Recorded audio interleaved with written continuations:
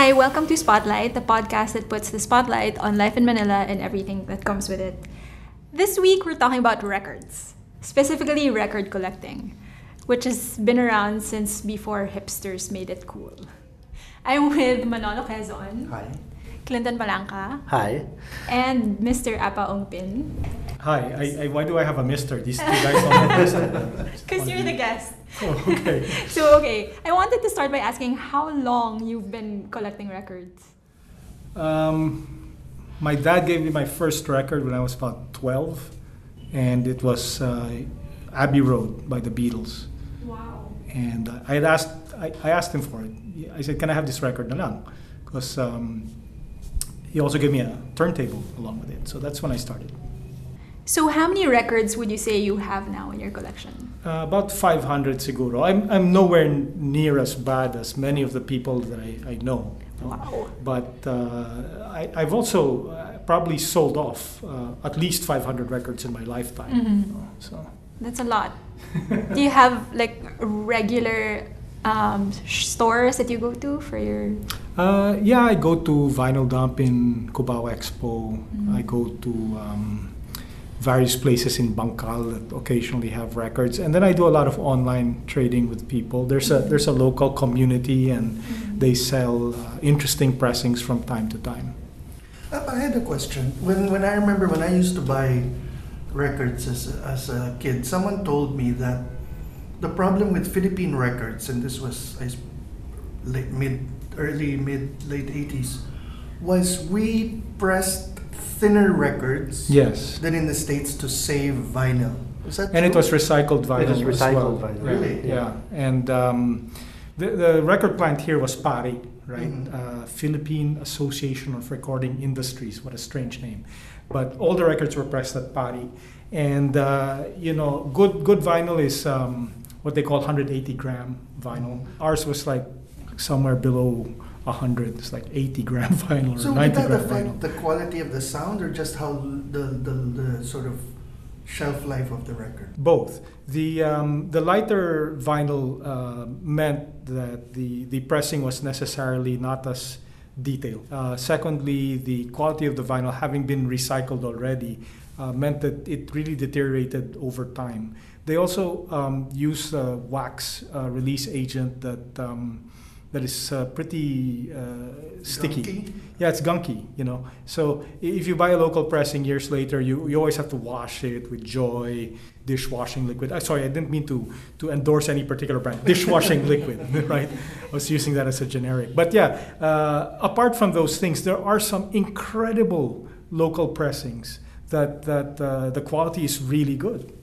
And I refer here specifically in my experience to the Pilita Corrales records, and a lot of the old Pinoy rock stuff. Juan De La Cruz is actually really, really well recorded, and If it was made by the same people, why were those? because the quality and consistency varied a lot, over time. Like if you got a Friday afternoon record, same artist, same everything, it could be not as good as a Tuesday morning. So you never know what you're going to get. But in the Pilita Corrales days, they weren't using recycled plastic yet. They started using recycled plastic in the 70s, I think, more than... Late 70s. Yeah. Yes. And so the 60s was the heyday of when... 50s and 60s was when you'd get nice, thick records with virgin vinyl. Yes. Yeah. The other thing was that originally they used to send us masters from other countries, from England, from the U.S. The Beatles, they used to send masters over here. They weren't, because the wax master, right? You cut 2 metal masters out of the wax master, the A side and the B side, and you can reproduce as many metal masters as you want. The wax master has a certain life. And then you can just cut it again from the master tapes, because they were all recorded on tape. And at some point, I guess in the 70s or late 80s, they stopped doing this, right? They had a lathe at PARI, and they would send over tapes. So a lot of the local stuff has tape hiss on it, right? And they would cut the sort of masters themselves here. And I think they would screw around the equalization. They wouldn't follow. There's a standard curve called the Recording Industries of America Association, or RIAA curve, and it's very exact. You have to follow this thing, if you want to get a consistent record. But parang they weren't following it. They were making their own adjustments according to their own ears. And we used to make a lot of hodgepodge records, because for me, at that point, it used to drive me crazy. They had all these various original artists. Yes. You remember those? And there's always a picture of an IS girl on the cover, right? Some IS high school student in a bikini. And if you're not very discerning like I was, I'd get it, and it's like, that's not the band. Yeah. But the sales girl would always, I'd say, is this really the band? And they're like, yes, it says various original artists. And so many people must have been ripped off. True. The funny thing about those, remember those record bars? Each label, Vicor, Octo Arts, had to have their own merchandiser there to push their, right? So you go into the record bar on a slow day, and then 4 or 5 girls come to you and say, sir, etong bilhin nyo. Do we still press our own records? I know that the soundtrack to Ang Nawawala, the film that, I forget the director. I'm trying to remember also. Yes, but Ang Nawawala, the soundtrack came out on vinyl. But then I don't think it was pressed locally. I think they sent it off to Germany or something like that. Yeah, Germany and England, they're the two places where you can have low volume pressings. Okay. I don't mean the record is low volume. I mean to say a few copies, not 10,000 discs or something like that. Not low in decibels. Yeah. And I have a record of POT that was pressed in Germany. The quality is incredible. It's much better than the original CD, actually. How can that be? Okay, can you explain to people how, for the layman, people who like LPs will say the sound is warmer because it's not just digits, being read by a laser. But how can an LP be better than a CD? Because it's better balanced, it's better mixed down. You have to mix down differently for CD and for LP. Let me make it clear that on the face of it, an LP is technically inferior to a CD. All right, on paper, it's really inferior. It has less frequency, bandwidth, and spectrum, and all of this stuff. And then, of course, there's all of these artifacts, there's pops and crackles and stuff like this. And the bandwidth is limited because of the physical limitation that the needle can only move this far, and et cetera, et cetera. And in fact, the whole RIAA curve is there because the more bass you record onto the record, the more physical space it occupies. It's kind of a weird... It'll actually be a wider groove than the cutter can track when they're making the record. Yeah, so the RIAA curve is a compromise between how the human ear hears and how much bass you're able to actually put onto the record. So anyway, long story short, it's technically inferior. But if a record is mixed better than an equivalent CD of the same material, it can sound better. Some people would actually say that both CDs and records are prone to distortion. It's just that records have a distortion that we like. It's that human ear. It's a more analog kind of distortion. It's something that we're more used to. It sounds warmer to us, and CD comes off as more clinical. But then both are forms of distortion, and so it's a matter of choosing your poison. This is just one of the views. Same thing said about vacuum tubes. Yes. Or valves, as the English call them. That they also distort, but the human ear expects that kind of distortion. It's closer to the kind of distortion occurs in nature, right? Do you have a list of your 10 favorite albums that you would, grab if there's a fire and you need to get out of the house? Well, if it was a slow fire, maybe I might grab records, but I think I'll ask my children to leave the house first. The test there is when you buy a new stereo component, whether it be a pair of speakers or a turntable or whatever, what's the first record you listen to, right? And I probably have about 10. Most of them are cliches. Asia by Steely Dan is an album that everybody, because it's really well recorded but not exemplary. It's sort of the standard. It's like the McAllen of records, right? It's really good, but it's not one of the best records ever made. Like maybe Dark Side of the Moon, is a lot of people consider that one of the best records ever made. Any Beatles album by George Martin is always worth a listen, And by that, you're not just talking about the content of the music, but by the physical pressing of the record. And I consider the producer as the artist in this case, right? I mean, regardless of how good the musicians are, like I don't particularly, I'm not a Michael Jackson fan. I like Michael Jackson's music. I don't object to it, but I don't listen to it all the time. However, Quincy Jones, who is the producer on the Michael Jackson, many of the landmark Michael Jackson albums, I consider a genius. I mean, for me, it's George Martin, and then right away Quincy Jones.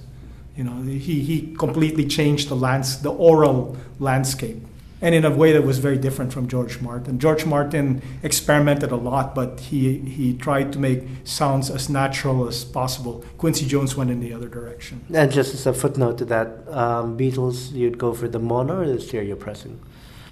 I think they both have their benefits. I've never owned a mono turntable, and then I went to a friend's place, and he played me a Beatles record on a mono cartridge, and I was a convert from then on. I said, "Wow, this is incredible." I mean, that's another sort of counterintuitive thing, because you're able to put twice the amount of detail in the same track. There's only one track, right? Because in mono, the needle just moves from side to side. Yes. But then in stereo, it has to move from side to side and up and down. So the cartridge, the stylus is doing two things at the same time. That's because it doesn't have to bother with shooting things to the left or the right and that sort of thing.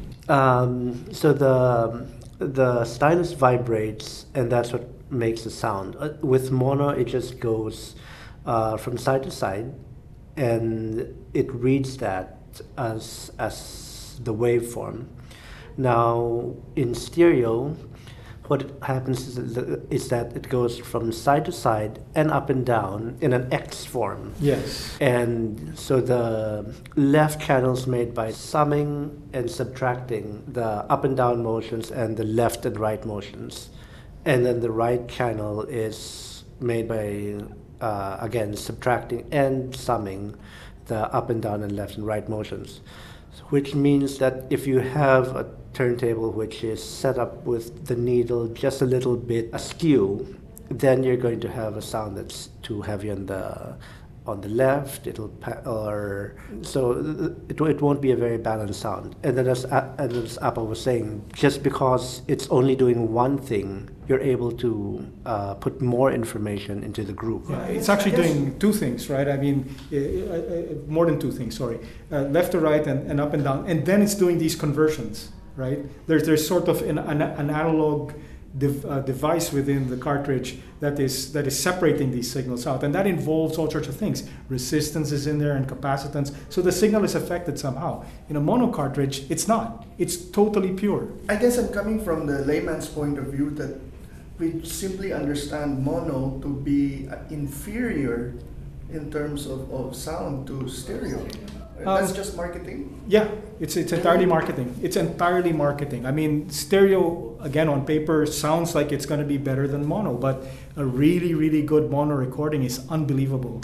It's just the dimensionality of it, the presence. You can really feel the musicians in the room. Okay, it seems like they're all lined up in single file, right? But the presence, it's hard to define. Well, this is an interesting experiment because most people, I think, today would encounter their music not even in CD form anymore.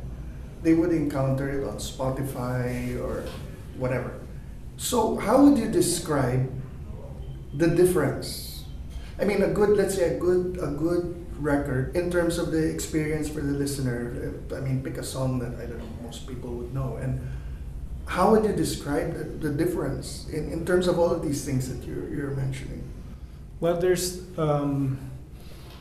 many different things that you look for. Well, let's talk about the role of music first, okay? Because music is a very particular human sort of activity or interest or whatever, and our musical tastes are all formed when we're quite young, no? Usually in our early teens or something like that. And whatever you listen to from the time you're maybe 13 to 21, that's basically what you're going to listen to for the rest of your life. I mean, that's the rule. I used to work for a radio station, NU 107, and I went there, and I was new and everything, and I met these guys who were running the station, the DJs, and Ron Titular, who was the station manager and stuff. And at that time, this was like the early 2000s, no? The early 2000s. They were playing all of this local stuff. NU was a very local station that was very harsh to the ears, kind of thrash metal, grungy, whatever stuff. And one time I was just sitting there with one of the DJs, and she put on a record, and at that time they were already using CDs. And then just switched the sound off, and we were just chatting in the booth. And I said, "Do you actually like this stuff?" She goes, "No, I hate it." It's like, why are you playing it then? Isn't your function to be? She said, if we played what I like, it would be an oldie station, right? And this is the home of new rock, right? And Ron chimed in and he says, "Look, think of rock and roll this way. If your older brother likes it, right, then you should hate it, right? If this music does not upset your parents, it ain't rock and roll, right?" And I said, "Oh, that's interesting. Okay, so that's the role of music." Now, when you think about that, music is therefore definitive of your own identity, right? What form you listen to it in is hardly relevant if music is really the thing, right? So when you're talking about records, you're talking about people who are not just music enthusiasts, but who are enthusiasts of audio, right? So that's why, I mean, there's all these cliches, right? Like back in the day, it was the Diane Shore records, right? And then it became Diana Krall. And then now it's like the Eagles playing Hotel California from the Hell Freezes Over album. I mean, it's become laughable. True audioholics know that this is really ridiculous. You go to a stereo shop, and the guy's for sure gonna put in Hotel California just to show you how good the system sounds. No? In many ways, it's a question of like the balance, right? Are you listening to your stereo or are you listening to the music? Right. That's the question. So that means it's something that you can't separate, I guess. You can. Like for instance, I listen to Michael Jackson all the time now because I've discovered since I was able to upgrade my stereo, I've discovered all of these amazing dimensions that Quincy Jones has put into Michael Jackson records. So despite never having been a Michael Jackson fan before, and really being a Quincy Jones fan, I'm listening to Michael Jackson, because I'm listening to my stereo, not to the music. Right. So it's inevitable that once you start collecting records, you'll also start collecting audio equipment? Yeah, obviously you don't get into records if you want convenience, right? Because you can carry all your music in your phone if you want convenience. And you can even listen to it on your phone through the phone speakers or through the earbuds. So I hear that even earphones are getting passé. Yeah. I know. Earbuds for me, it's not music anymore, right? But the whole idea is that records are incredibly expensive, complex, and inconvenient. They're extremely heavy. You can't leave them in the sun. Yeah, you can't. You have to clean them constantly, and it's really a pain in the butt, right? So in order for you to listen to them, there must be a reward, right? And the reward is the sound quality that reminds you of your childhood or whatever. You have an emotional connection to the sound quality of the record. See. Speaking of equipment, though, is there a difference between vintage and new? Do you prefer vintage? Well, vintage is what I have. I suppose if I were much wealthier, I would buy new equipment it's good. I don't think one is better than the other. It's really all a question of the combinations. There was a point where getting things from a cartridge to even a turntable was extremely difficult, and it was all old new stuff. And then there came the Renaissance, and where people started manufacturing them again. But when was this? In terms of your in own collecting? 2013. It was I can identify the year. It's 2013.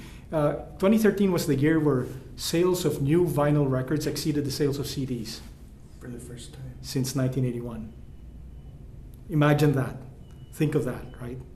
So it's all part of the same thing where they started getting all these old record presses out of the junkyards and fixing them up. That's and guys in making Germany the and needles England and making the turntables, because I remember. Yeah, and there's this old record,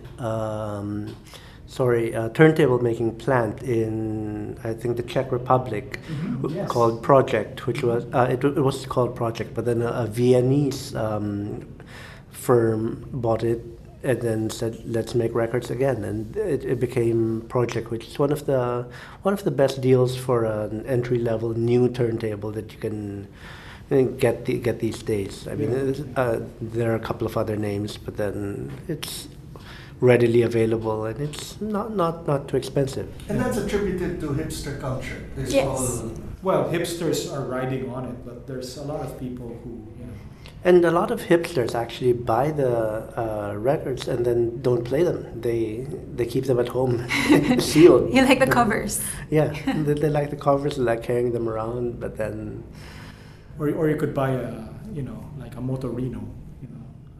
oh, those are terrible. I know they're really bad for your records. They've got these horrible ceramic styluses that will destroy a record in one play, but people are buying them. I see them all over the place. But it's not a question of really, it's not an arms race. It's not a question of who has a nicer equipment. What equipment you have, if you like it, then it's the best for you.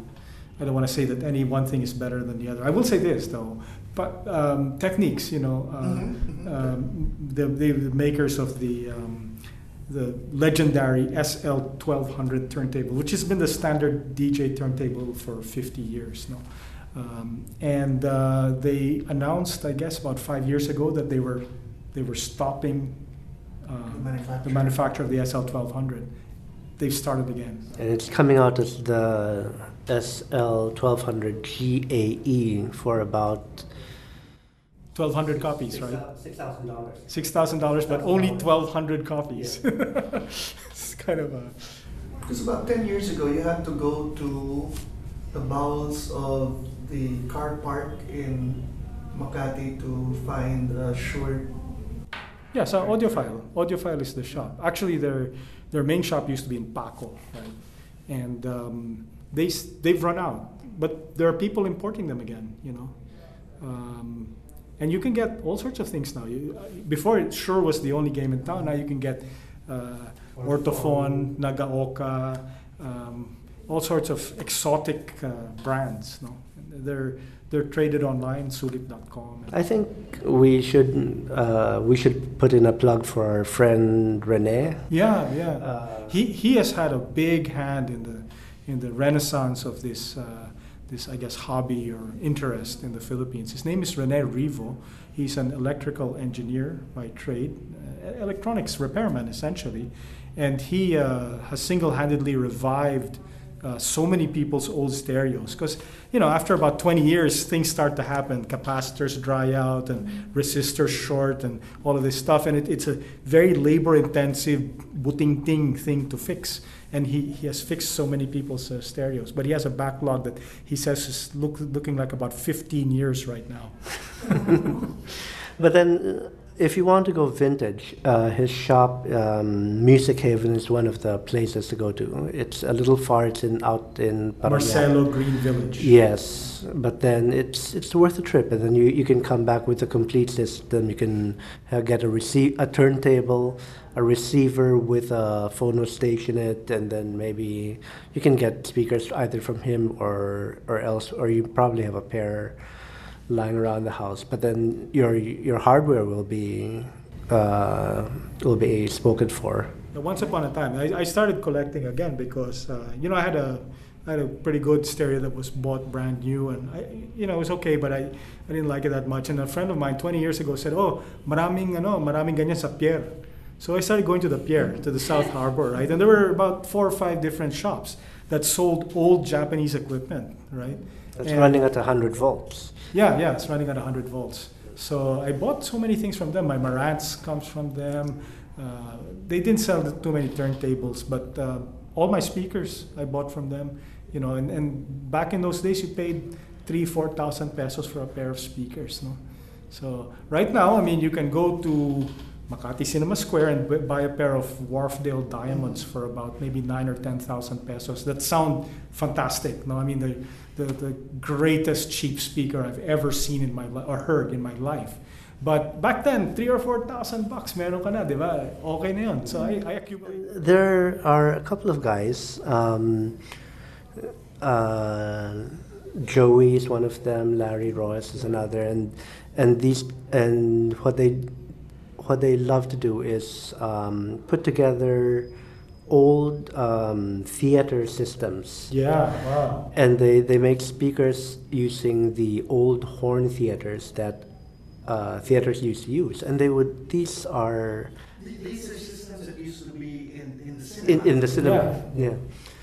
But they were run by very tiny, inefficient amplifiers putting out about 4 or 5 watts. But then they're played through these giant horns that are ultra efficient, that are extremely efficient and would make watt, a really, really loud noise. Yeah, one watt out of your amp will produce something like 103 decibels from this horn. Think about that, right? And some people have these in their homes now. You can actually ask him to build a bespoke system and put it in your house, and you can rock. Was that a case of foresight, where when they were ripping out these old systems from the theaters, he just went around and just bought them and stocked them up, or? No. They caught the tail end of it. It's internationally people are doing it. So many of the drivers, the horns that they source, are from abroad. It's not from here anymore. Naubos na yun nandito eh. In many cases, they're available new because of the interest. Yeah. What's hard to find are the actual horns themselves. The horn is like the part that's shaped like a trumpet. The driver is shaped like a hockey puck and sits at the back, right? Those are being manufactured new. The horns, not so much. They're hard to find. And those are the exotic parts.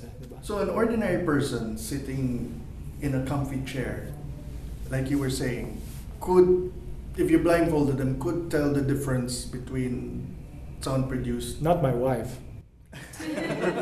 No. She's, sometimes I do this incredible thing. I put new speakers, change the amps, and blah, blah, blah. I said, oh, listen to my stereo. She's like, yeah, sounds the same. And also, by definition, and if you're sitting contentedly in your chair, listening to your stereo, you're not an audiophile, because you have to be up tinkering with something. Yeah. If your stereo works every time that you turn it on, you're not an audiophile. You're not an audiophile. There has to be something wrong with it. You have to be improving your cartridge. You have to be fiddling with the vertical tracking angle. Or just yesterday, I made the remarkable. There was a little too much rumble coming out of my turntable, so I bought makeup sponges and I put them under my turntable. Now it sounds great. Wow. Amazing. I was going to ask Clinton, since I know you collect also, do you have a top 10? I have a top 10, but then they're not necessarily the most precious records in my collection. I collect classical records. So these are the HMV and the Decca records from what they call the golden age of record pressing in the late 50s to the 60s, when the vinyl was still new and they really made them thick. But then what I like about the records that are my favorites are that they have a history to them. So I open them out, and then on the inner sleeve, someone has written the timings of each track. And then beside the timings, they wrote the date of when they last listened to them. So this was someone really passionate. This is someone really passionate. And then you can see he last listened to them in 62, listened to it again in 65, listened to it again in 66, and then he has little notes about the track. It's like listen for the trumpets in 1968.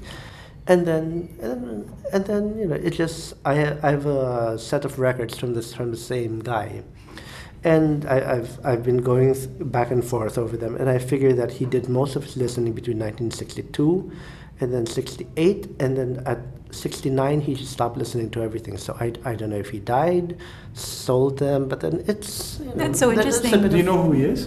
No. It sounds to me like the collection of Dr. Rotor. No, these are things that I got. Yeah, I think he listened to roughly the same kind of music, classical music, and yeah, might be him. It could be. No, but these are records I got in England. In England, okay. Yeah. But then I've gotten a few local records also, and some of them were annotated. Yeah. That crowd back in the 50s and 60s is interesting. They were our age, at that time. So. Maybe you should start annotating your records also. I don't know about that. Annotating, Diana Krall. What's there to say? But that's the thing about collectors. I mean, as Apo was saying, it's so tied into your personal identity. But first, even in the choice of what you listen to and how you're listening to it. But that's something that seems to be a shared experience among collectors of anything. You're also coming across the stories of the previous people who owned the items that you now value. I mean, it's the same thing like when you get a book and it has someone's bookmark in it or their scribblings inside. Yeah, or the tubes that came from Mang Johnny of Balikbayan, di ba? Oh yeah, is this the guy who came across an entire warehouse of tubes? He was in the handicraft business, right? Balikbayan Handicrafts. Mm-hmm. And he was, for some reason, doing work in Clark. He had, I think, a waste disposal company. He was hauling garbage in Clark, right? And when the Americans left, they had a warehouse full of tubes. They were like, yours na lang. Kasi di ba? They weren't keeping them for any good reason. They were too heavy and inconvenient to ship back to the U.S., so they just gave them to him. And he was supposed to crush them or something. Yeah, he was actually dispose of them. But then he said, no, I'll just keep these. And now some of these tubes go for several $100 per tube, and these are the small signal tubes. And he wasn't a stereo enthusiast when he got the tubes, but he became one. Right now he has a very rococo, really, really... I know, because he passed away, right? Yeah. So his wife has curated the collection. In Balikbayan Handicraft, which I think it's in the Pasig branch, where you can. Is it Pasig or Pasay Road? I can't remember. It might be the Pasay Road branch. Might be the Pasay Road. It's sitting there. Yeah. You can actually see it. Yeah. But there's another point, no? This is overwhelmingly a male hobby. There's like very, very few women in it. It's true. Yeah. And I suppose it's because of all the tinkering you have to do. Yeah, maybe. I don't know what it is. Women are supposed to have better hearing than men. It's true. It's scientifically established that women not maybe have better hearing, but they have less hearing loss than men with age. Okay, so I think that says something because men have to listen to women. Women don't. But anyway. The hobby is overwhelmingly male and straight too. There's very few gay people involved in hi-fi. I don't know why that is. It's just the way it is. It's a bit nerdy. It's a bit of a nerdy preoccupation. I don't know. And except when you're getting together with fellow enthusiasts, a solitary. Yeah, it's extremely Oh, solitary. yeah. So this actually, well, every November, all these geeks meet each other once a year, which is about as much as we can stand each other, at something called the November Hi-Fi Show. And it's run by Tony Boy De Leon. And it's usually in one of the hotels. It's usually in the Dusit. And we meet each other and say hi awkwardly, but then you can make a lot of friends if you can. What happens at these shows? We listen to systems. The dealers usually put up rooms where they showcase their latest and best products. Rene usually has a room there. Joey has a room. Harana Audio has a room. And then a lot of the AV people, B&W and the commercial people, they have more budget, so they'll put up more. They make sales, those guys, Bowers and Wilkins and those. Yeah. People go to the show so that they can buy, because they'll mark down the speakers. No? This is normally 20,000 o sige, 16,000 na lang. So, di ba? So it's like a car show. There are deals to be made. And then there are usually about 3 rooms full of vinyl.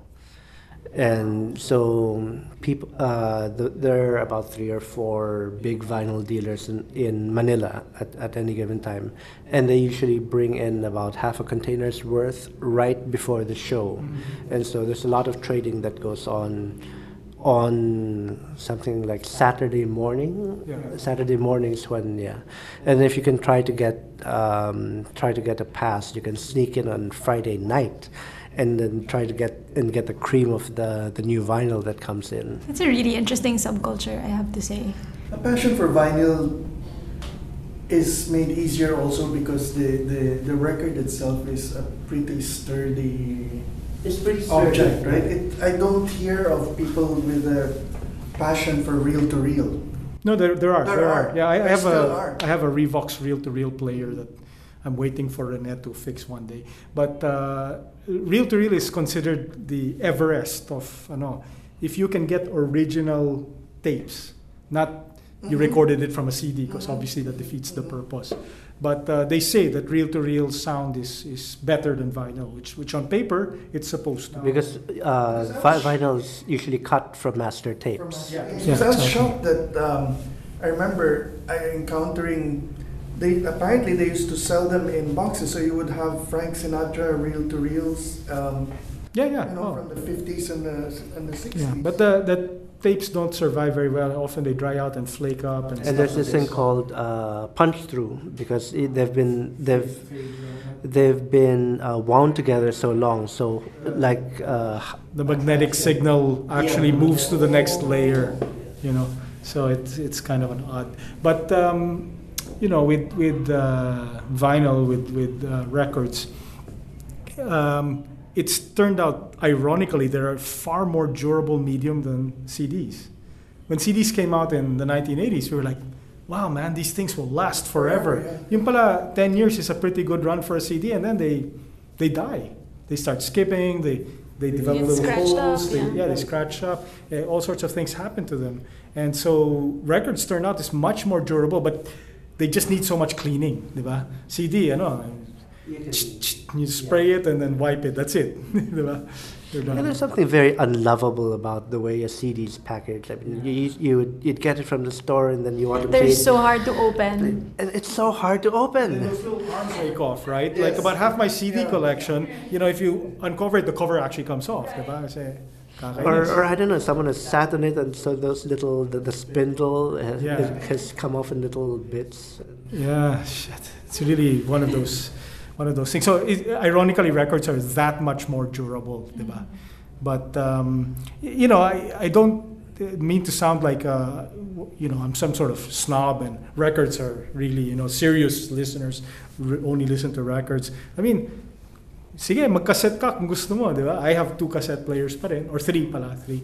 That's amazing. It doesn't matter, I mean, whatever, kung ano yung trip mo, you listen, sige, as long as it makes you happy, di ba? I'm not even one about sound quality. I'm not a sound quality snob, right?